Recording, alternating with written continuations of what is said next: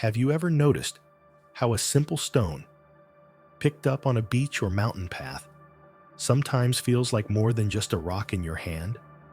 That strange moment when an ordinary object seems to speak to you, carrying a message beyond its physical existence.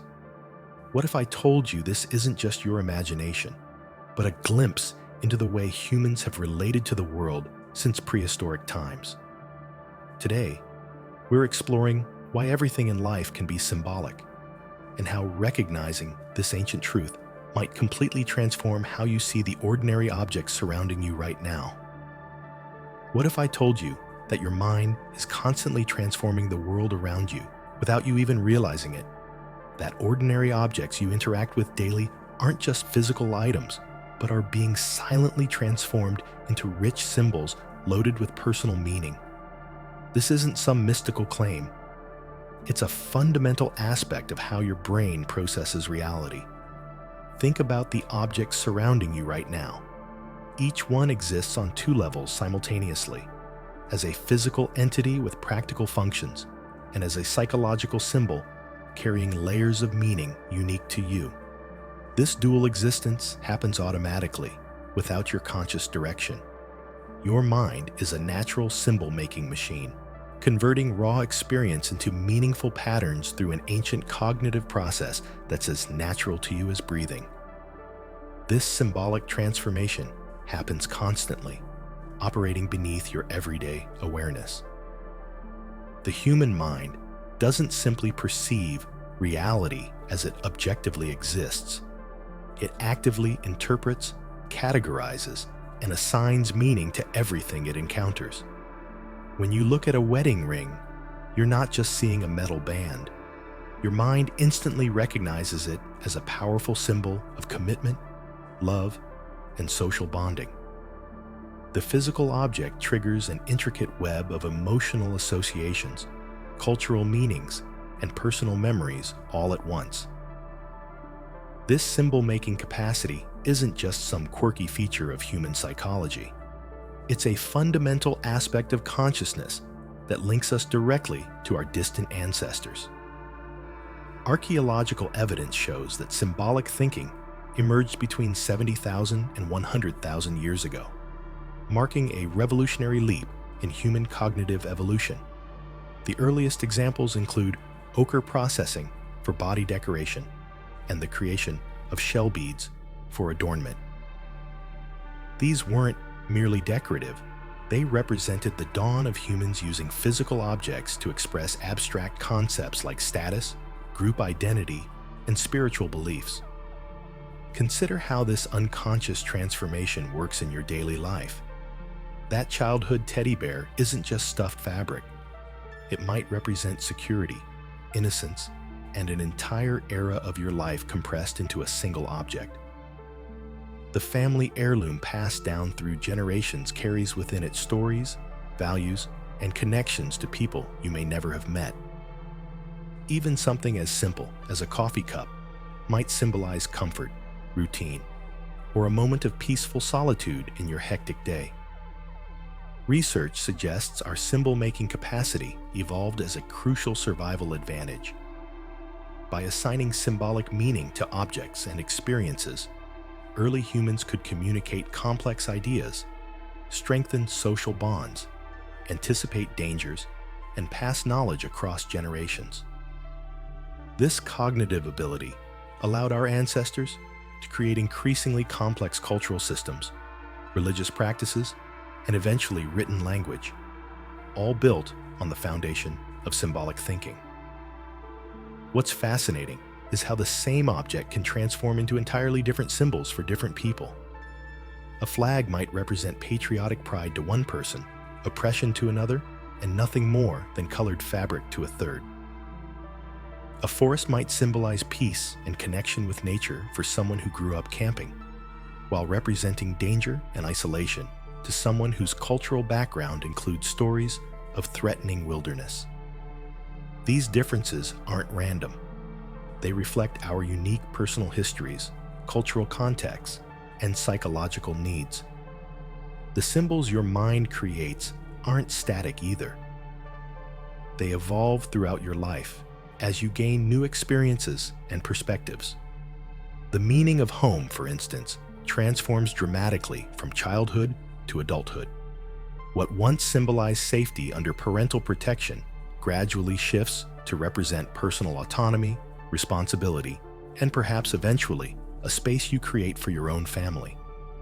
The physical referent remains similar, but its symbolic meaning evolves alongside your psychological development. This unconscious symbol making extends far beyond obvious cultural symbols like crosses or stars of David.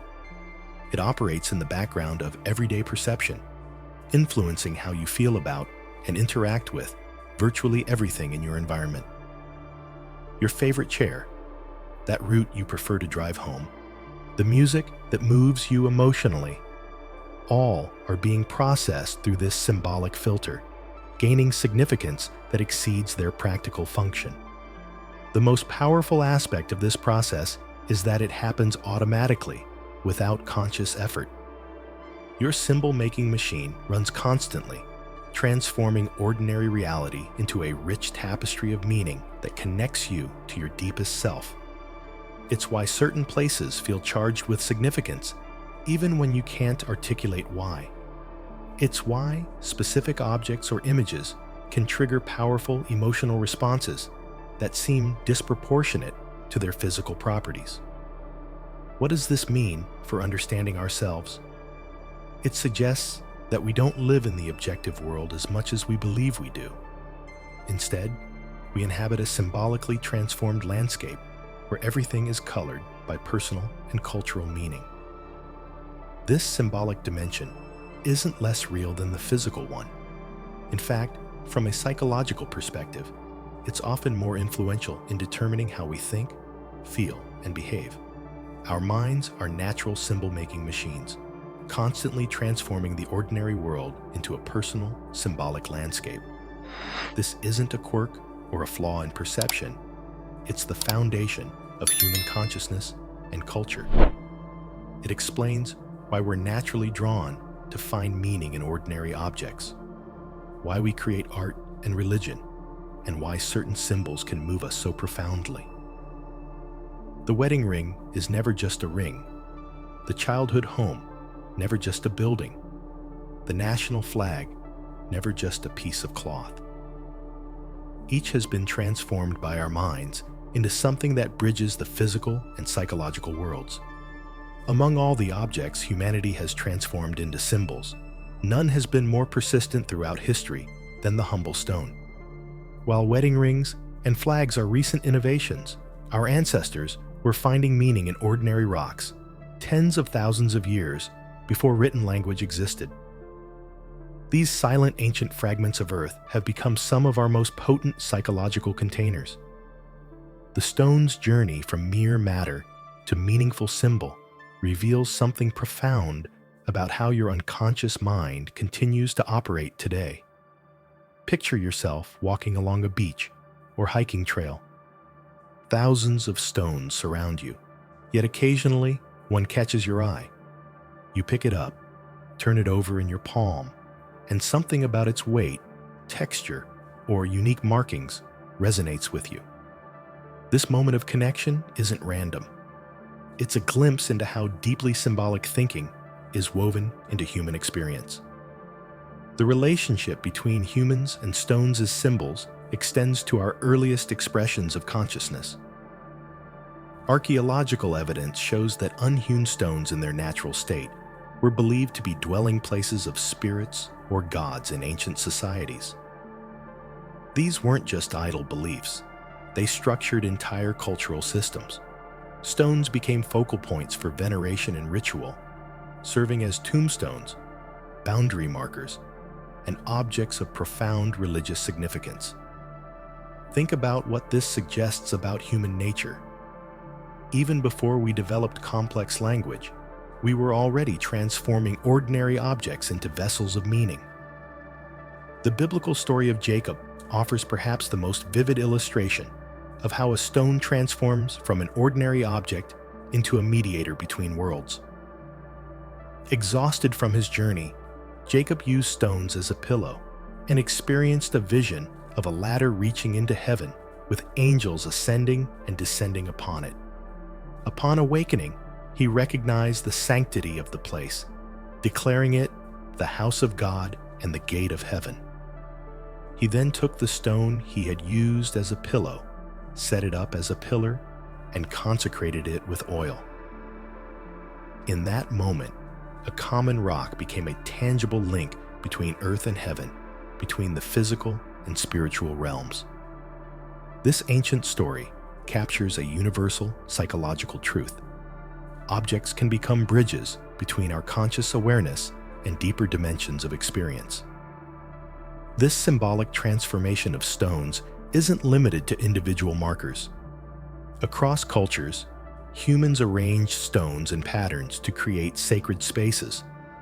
The geometric alignments in Brittany, dating back to approximately 2000 BC, and the iconic Circle of Stonehenge weren't random constructions.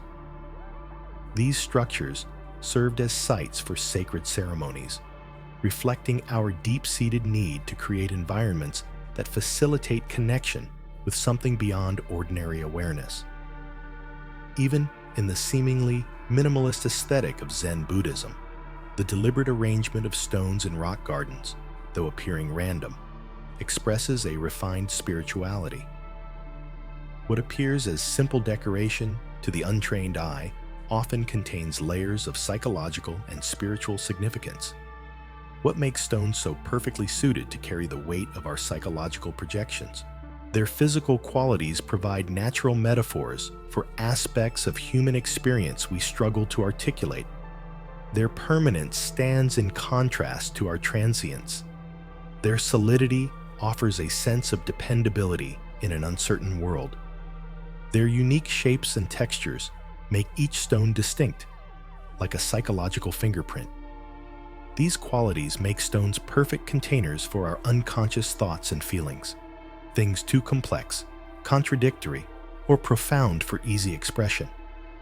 Look closely at human history, and you'll notice our peculiar tendency to give stones recognizable forms. Early humans carved rudimentary facial features into menhirs and created primitive stone idols. This wasn't mere decoration. It represented an attempt to express what they perceived as the soul or spirit residing within the rock. This practice reveals a fundamental psychological process: projection. We project aspects of our inner world onto external objects, which then reflect these qualities back to us in a form we can recognize and engage with. This process happens today in less obvious ways. Consider the worry stone carried in a pocket, rubbed smooth by anxious fingers, or the rock collected from a meaningful location, perhaps where you met your partner or said goodbye to a loved one. These aren't just souvenirs. They're material anchors for experiences too significant to be contained by memory alone. They become touchstones, literally and figuratively, connecting us to parts of ourselves that might otherwise remain inaccessible. In psychological terms, the stone functions as what analysts call a container for unconscious content. When we interact with these symbolic objects, we're engaging in a form of dialogue with deeper parts of ourselves. The stone, with its patient silence and enduring presence, creates a space where unconscious material can gradually take shape and emerge into awareness. This is why sacred stones throughout history were often associated with revelation, prophecy, and transformation. They facilitate a meeting between your conscious mind and something much deeper and older within. The symbolic power of stones connects us not only to our personal depths, but to a collective human tradition spanning continents and millennia. When you feel drawn to a particular stone for reasons you can't quite articulate, you're participating in a form of awareness that predates civilization itself. Your response emerges from the same psychological soil that led our ancestors to erect standing stones, build temples around sacred rocks, and mark significant transitions with stone monuments. from immovable stones to creatures of flesh and blood. Our ancestors' symbolic journey didn't stop with inanimate objects. Deep in the darkness of prehistoric caves, early humans created something that defies simple explanation: elaborate, skillful paintings of animals hidden where almost no one would ever see them. These weren't decorations or simple representations. They were magical tools for accessing powers that humans recognized but did not possess. When archaeologists first discovered the magnificent cave paintings at Lascaux in France and Altamira in Spain, they were stunned not just by their artistic sophistication, but by their location. These masterpieces weren't created in the comfortable, accessible parts of caves. Instead, they were often found in the deepest chambers, through narrow, treacherous passages that required crawling through complete darkness with only primitive oil lamps to light the way. The question that naturally arises is, why would anyone risk their life to create art in places so difficult to access? The answer reveals something profound about human psychology. These paintings weren't created to be admired as art in the modern sense. They served a magical function central to survival. When Ice Age hunters painted a bison or deer on a cave wall, they weren't simply recording what they had seen. They were creating what anthropologists call a double, a magical representation of the animal they hoped to hunt successfully. The painted animal became a substitute for the real one in a ritual context. By symbolically killing the painted animal, perhaps by throwing spears at it or touching it with weapons during ceremonies, the hunters believed they could influence the outcome of the actual hunt. This practice of sympathetic magic reveals a belief that what happened to the image would happen to the real creature. The painting wasn't just a picture, it was a point of power, a place where humans could exert control over forces greater than themselves. This magical thinking speaks to a profound truth about human psychology. We instinctively recognize qualities in animals that we both admire and fear. Animals embody natural energies and abilities that humans can observe, but don't inherently possess. The silent stealth of the wolf, the unstoppable power of the bison, the lightning speed of the horse. Our ancestors didn't just observe these qualities, they sought ways to connect with them, to harness them, to make them accessible to human needs. Perhaps most fascinating are the figures found in these ancient caves that blur the boundaries between human and animal. Semi-human beings, often depicted wearing animal disguises or with mixed features, suggest a transformative process, a merging of identities. The mysterious Lord of the Animals figure that appears in cave paintings embodies the power to mediate between human and animal realms. Whether representing a shaman or spiritual authority, these figures suggest that our ancestors recognized a profound connection to the animal within themselves. This recognition of the animal nature within the human psyche continues to resonate in modern psychological understanding. Consider the common dream experience of being pursued by an animal. Such dreams often signify a split between our conscious and unconscious selves. The pursuing animal represents an instinct that has been separated from our awareness, but is actively seeking integration. The nature of the animal, whether predator or prey, domestic or wild, and its behavior toward the dreamer, reveals the character of unconscious forces at work. As one researcher notes, the more dangerous the animal, the more urgent the need to integrate that aspect of the self. When we fear the animal within, we push it further into the unconscious, where it gains power rather than diminishes. The integration of these instinctual forces is crucial for psychological wholeness, turning what might be perceived as a threat into a source of vitality and strength. Our fascination with animal symbolism hasn't diminished over the millennia. Look at the prevalence of animal imagery in modern contexts. Sports teams adopt fierce predators as mascots to embody strength and competitive spirit. Nations choose eagles, lions, or bears as emblems to represent their perceived national character. Individuals still select personal spirit animals that reflect qualities they identify with or aspire to embody. This enduring attraction to animal symbols reveals something essential about human psychology. Despite our technological advancement and apparent distance from nature, we still recognize on some level that we are part of the natural world. The animal symbols that captivate us serve as bridges between our civilized conscious selves and the instinctual unconscious aspects of our nature that modern life has covered with layers of socialization. The split between our human consciousness and our animal nature creates a psychological tension that seeks resolution.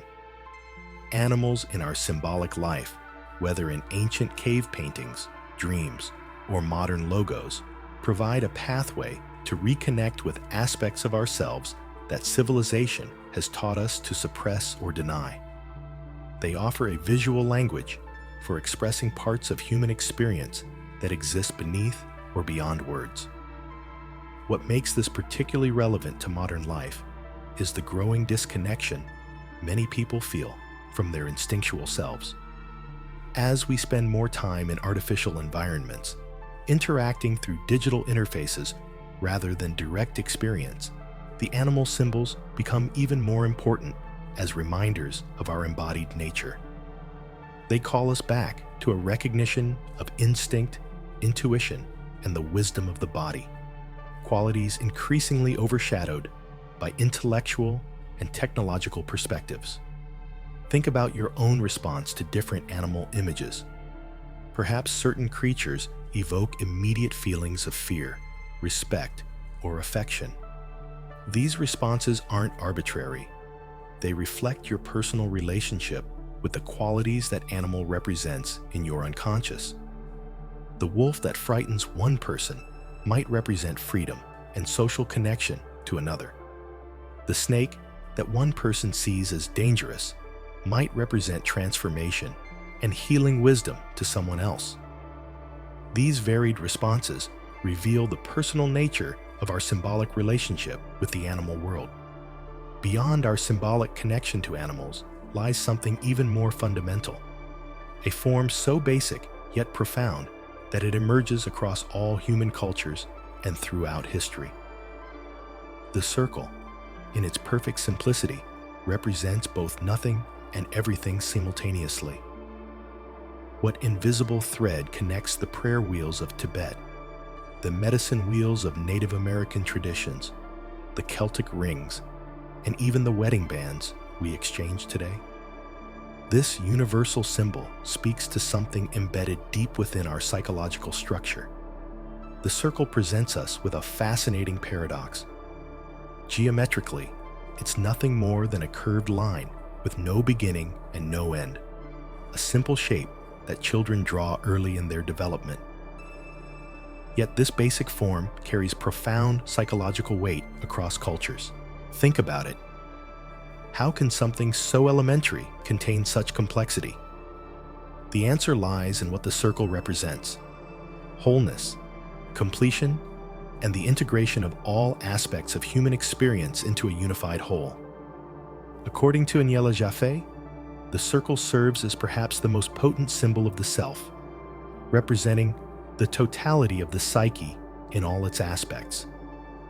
This isn't merely an intellectual concept, but a powerful psychological reality that manifests in our art, architecture, rituals, and even our dreams. The circle appears as a symbol of ultimate wholeness, encompassing the full spectrum of human consciousness and bridging our inner and outer worlds. This symbol appears almost spontaneously across human cultures. Consider the intricate mandalas created by Tibetan monks, elaborate circular designs representing the cosmos that serve as meditation aids. These aren't simply decorative patterns, but tools for psychological integration. Through contemplating these perfect forms, practitioners work toward achieving inner balance and wholeness. The mandala's structure guides the mind toward unity, helping integrate scattered aspects of consciousness. What makes the circle such a compelling representation of the self?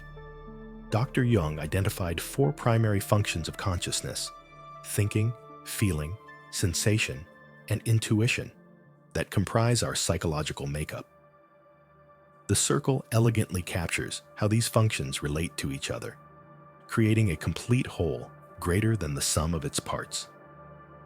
Just as a circle contains all possible points, equidistant from its center, the self contains all aspects of our being in dynamic balance. Look at the ground plans of ancient cities around the world. Many were deliberately constructed in circular patterns, with important buildings at the center and roads radiating outward like spokes. This wasn't merely practical urban planning, but reflected a deeper understanding of how humans perceive order and harmony. Even early astronomical models depicted planets moving in perfect circles around celestial bodies, an attempt to impose perfect order on the apparent chaos of the night sky. The circular form appears persistently in religious contexts as well. The sacred circles of worship spaces, from prehistoric stone arrangements to the round windows of Gothic cathedrals, point toward this same psychological truth. Even today, we exchange circular rings in marriage ceremonies, an unconscious acknowledgement of the complete union of opposites that a healthy relationship represents. The circle becomes a container for transformation, a space where separate elements can be integrated into something new. When we observe the natural world, we find ourselves drawn to circular forms: the full moon, the sun, the iris of an eye. These circular objects capture our attention and often evoke feelings of harmony and completion. This isn't simply aesthetic preference, but reflects something deeper about how our minds are structured. The circle appears to satisfy a fundamental psychological need for order, integration, and wholeness. What's particularly fascinating is how the circular form appears spontaneously in the dreams and artwork of individuals undergoing psychological integration. Without conscious intention, people in therapy often begin creating circular images that bring together previously fragmented aspects of themselves. These personal mandalas emerge not from intellectual understanding, but from the unconscious mind's natural movement toward wholeness. The circle's profound impact extends beyond individual psychology. When early human communities gathered in circles around fires, they weren't just maximizing warmth, but creating a social form that reinforced equality and connection. The council circles of indigenous traditions placed each member at equal distance from the center, symbolizing each person's equal importance to the community. The circle became a living symbol of social wholeness and balance. Consider how we continue to use circular forms today.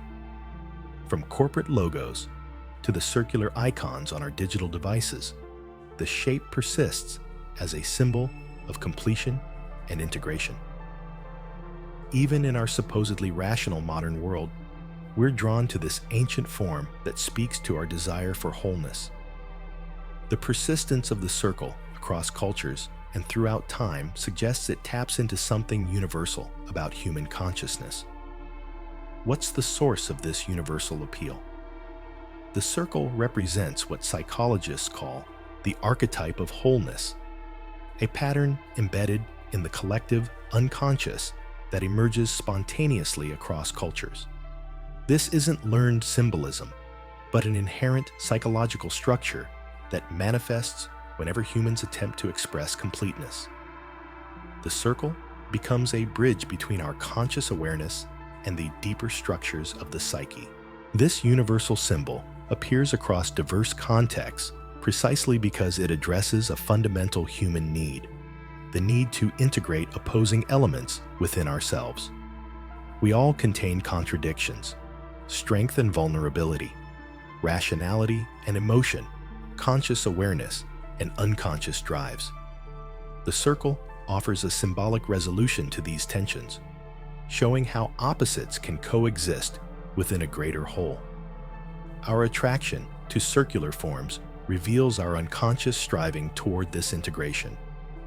Artists stand at a fascinating threshold between conscious creation and unconscious revelation. What if the paintings, sculptures, and installations that move us most deeply aren't merely products of individual imagination, but channels for something far more universal? The relationship between modern art and our collective symbolic language runs deeper than most of us realize. Artists often function as sensitive instruments for the spirit of their age, tuning into currents of meaning that flow beneath the surface of society. They capture and express not just their personal visions, but also the unnamed anxieties, hopes, and transformations of their time. This role extends beyond aesthetic preferences or technical innovation. Artists become the unconscious interpreters of collective experience, translating intangible psychological realities into tangible forms. Consider the paradox at the heart of artistic creation. While artists typically believe they're exercising complete creative freedom, they're simultaneously giving form to something much larger than themselves. A mysterious process unfolds where the artist's hand becomes guided by forces beyond their conscious understanding. What appears to be pure individual expression often reveals itself, upon deeper examination, to be a manifestation of universal patterns and symbolic truths. This phenomenon explains why certain works of art resonate across cultural boundaries and throughout generations. They speak a language that transcends the artist's personal context. The early 20th century witnessed a dramatic shift in artistic expression that perfectly illustrates this phenomenon.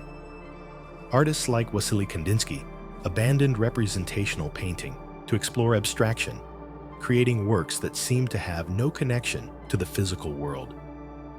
Yet these colorful, geometric compositions weren't random. They followed internal laws of harmony and balance that mirrored psychological structures. Kandinsky himself spoke of creating a spiritual pyramid through his art, believing that abstract forms could communicate directly with the human soul.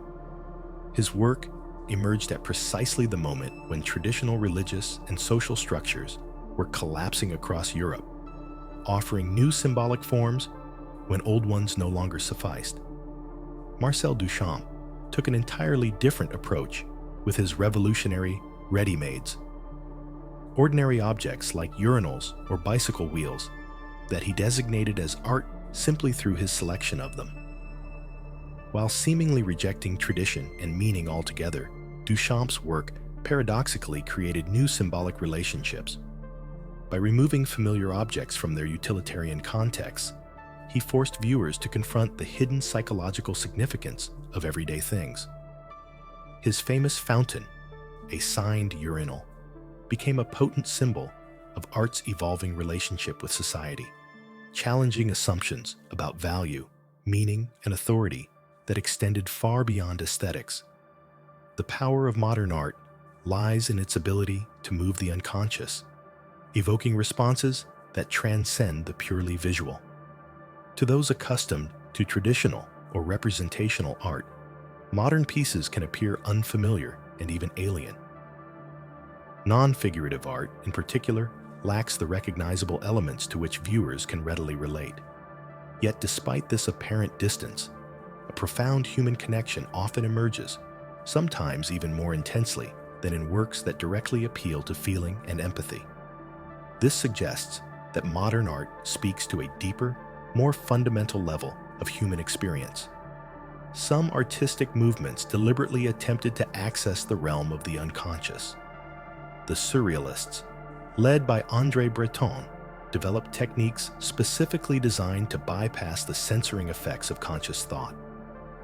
Through automatic writing, dream documentation, and free association, they sought to bring forth imagery directly from the unconscious mind. Their paintings, filled with melting watches impossible landscapes, and hybrid creatures weren't meant to be decoded intellectually, but experienced as direct communications from the deeper layers of the psyche. Salvador Dali's dreamscapes and René Magritte's visual paradoxes weren't merely bizarre fantasies. They were attempts to visualize psychological truths that couldn't be expressed in conventional terms. Giorgio de Chirico's haunting cityscapes reveal another dimension of this symbolic function. His empty plazas, elongated shadows, and mannequin-like figures evoke a sense of mystery and dislocation that many find strangely familiar. De Chirico called his work metaphysical painting, believing he was capturing the ghostly aspect of reality, the dreamlike quality that lies beneath ordinary perception. His images of abandoned towns populated by faceless figures emerged in the years preceding World War I, unconsciously expressing the impending sense of alienation and fragmentation that would soon envelop European consciousness. What makes these artistic expressions so powerful is that even when they appear random or purely personal, they reveal ordered patterns that reflect collective psychological realities. The dream-inspired imagery of surrealism, the geometric harmonies of abstract art, and the spatial dislocations of metaphysical painting all tap into symbolic structures that exist within the human psyche. Artists, through their heightened sensitivity and willingness to follow intuitive impulses, become conduits for these deeper currents of meaning. This phenomenon raises profound questions about creativity itself. Rather than seeing the artist as a solitary genius who invents meaning ex nihilo, we might understand artistic creation as a collaborative process between the individual and the collective unconscious. Artists don't invent symbols so much as discover and reshape them, bringing forth forms that already exist within the shared psychological terrain of humanity. Their unique contribution lies in their ability to give these archetypal patterns fresh expression, making the invisible visible for their time and culture. The implications of this understanding extend beyond art appreciation. When we encounter a piece of modern art that moves us deeply, despite our inability to explain why, we're experiencing a direct connection to the symbolic language of our deeper selves. The painting that stops us in our tracks, or the sculpture that evokes an unexpected emotion, isn't merely stimulating our aesthetic sensibilities. It's speaking to parts of our psyche that our conscious minds rarely access. Artists become translators of a universal symbolic language that we all understand at some level, even when we lack the vocabulary to articulate that understanding. That symbolic language that artists access isn't confined to galleries and museums. It's actively communicating with you through channels you might be overlooking. Think about it. What if the butterfly that repeatedly crosses your path, the recurring nightmare of being lost, or your inexplicable fascination with lighthouses aren't coincidences, but meaningful communications from the depths of your own psyche? Most of us have learned to tune out these messages, dismissing as random what might actually be the most direct line to our inner wisdom. Your unconscious mind is constantly creating a personalized symbolic language, unique to your experiences, memories, and psychological makeup. This isn't abstract theory. It's happening within you right now. The symbols that emerge in your life aren't universal, like those found in ancient cave paintings or religious architecture. They're calibrated specifically to your individual psyche, speaking in a code that only you can fully decipher. What makes this personal symbolic language so powerful is also what makes it easy to ignore. Unlike shared cultural symbols, the wedding ring, the national flag, the religious icon, personal symbols often appear ordinary or insignificant to others. The chipped blue mug you can't bear to throw away, the melody that brings tears to your eyes without explanation, the specific shape of a cloud that stops you in your tracks. These seemingly random attractions are actually breadcrumbs leading toward greater self-understanding. Most people walk past these symbols every day, never recognizing the rich psychological material being offered to them. We've been conditioned to value only what can be rationally explained, to dismiss emotional responses without logical foundations, and to ignore the quiet whispers of intuition. This dismissal comes at a tremendous cost: the loss of a direct channel to our deeper selves, where insights about our fears, desires, and untapped potential reside. The good news is that reconnecting with your personal symbolic language doesn't require special training or mystical abilities. It begins with simple awareness and curiosity. Start by paying attention to what repeatedly draws your focus without obvious reason. Which objects do you collect without practical purpose? What landscapes, colors, or weather conditions evoke strong emotional responses? Which dream images return again and again? These are the beginnings of your personal dictionary of symbols. A particularly powerful practice for developing this awareness is keeping a symbol journal. This isn't just another diary. It's a dedicated space to document your encounters with personally meaningful symbols and explore their significance over time. When you notice something that resonates with you beyond what seems reasonable, record it in detail. If you repeatedly dream of a specific animal, note its appearance, your feelings about it, and the context in which it appears. If you find yourself inexplicably drawn to a particular stone, document its characteristics, where you found it, and the emotions it evokes. Over time, patterns begin to emerge in these journals, revealing connections that weren't initially apparent. One woman discovered that her seemingly random attraction to spiral shapes intensified during periods of major life transition. This insight helped her recognize that spirals symbolized her personal process of growth and transformation. What had seemed like an arbitrary aesthetic preference was actually her unconscious mind, providing guidance about her developmental journey. Another individual noticed his dreams consistently featured closed doors whenever he avoided making important decisions in his waking life. The symbol became a reliable indicator that he was shutting down opportunities rather than facing them. By recognizing this pattern, he developed greater awareness of his tendency to retreat from challenges and could consciously choose a different response. When working with personal symbols, there's a crucial balance to maintain between conscious interpretation and allowing meanings to emerge naturally. While your rational mind will immediately want to assign definitive meanings to symbols, the most profound insights often arise when you resist this impulse. The goal isn't to categorize symbols into rigid definitions, but to develop a relationship with them, allowing their significance to unfold over time. This approach requires trust in the process and a willingness to sit with uncertainty. Rather than demanding immediate answers from your symbolic communications, consider them invitations to deeper exploration. Ask open-ended questions. What might this recurring image be trying to show me? Or, why does this object feel significant? Then listen patiently for the answers that arise not as thoughts, but as felt knowledge.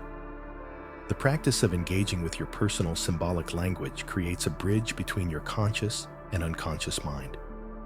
This bridge allows information to flow in both directions, integrating aspects of yourself that may have become disconnected.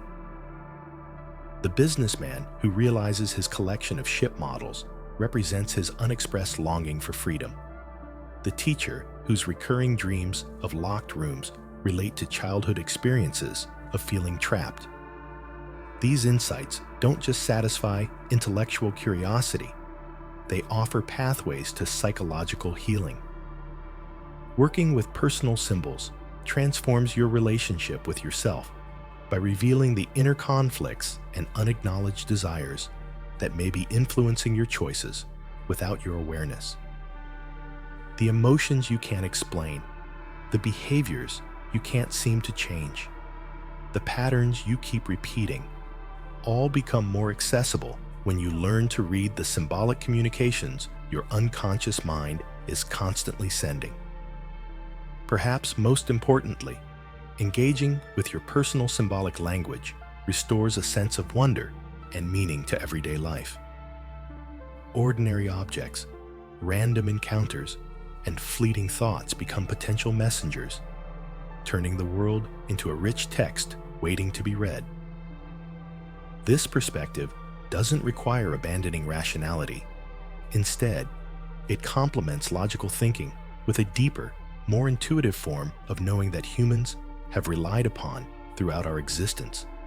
As we reach the end of our journey through the symbolic landscape, consider that the world has always been speaking to you in a language more ancient than words.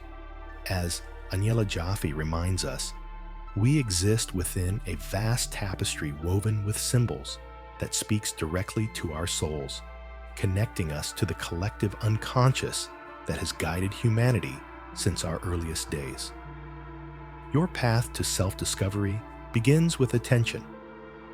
That stone that inexplicably catches your eye during your morning walk, that recurring pattern in your dreams, the melody that moves you to tears. These aren't random. They're invitations from your deepest self, the first whispers of a conversation waiting to unfold.